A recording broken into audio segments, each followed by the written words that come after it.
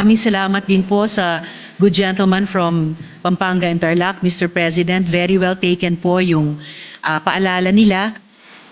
Itong bahagi po ng panukala ninyo, Madam Sponsor, na ang Philippine Geriatric Center ay makikipag-collaborate sa DOH, sa PhilHealth at ganoon din sa National Commission of Senior Citizens.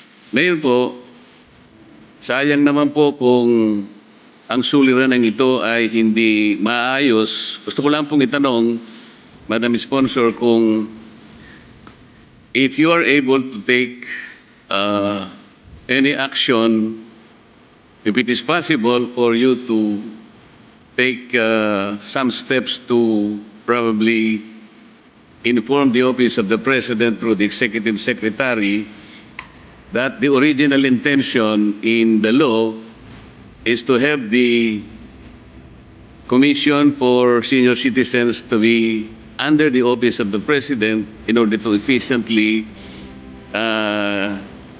get all the benefits that they deserve. Ang nangyari po ngayon, gumawa ng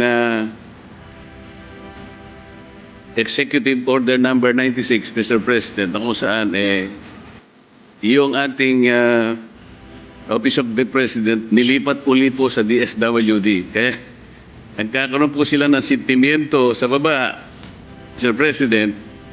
Baka magkaroon po kasi ng problema sa implementation and continuous improvement of the programs and services for the elderly as contemplated by the measure itself. So the only issue that we need to convey to the Office of the President through the Executive Secretary is whether an executive order can prevail over a statutory law.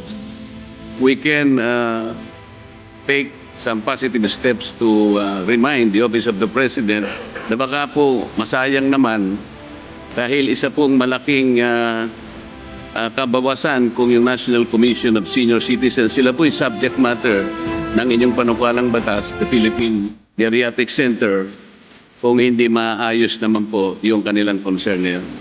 Maraming salamat, Mr. President, and thank you, Madam Sponsor. Maraming salamat din po sa good gentleman from Pampanga Interlac, Mr. President. Very well taken po yung paalala nila dahil ayaw na at yung payo nila at gagawin po nitong representasyong ito.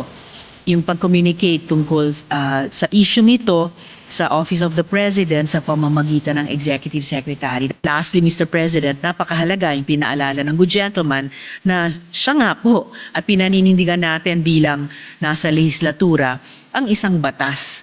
Siyempre naman po ay higit pa sa isang executive order. Muli po salamat, Mr. President, at salamat sa good gentleman.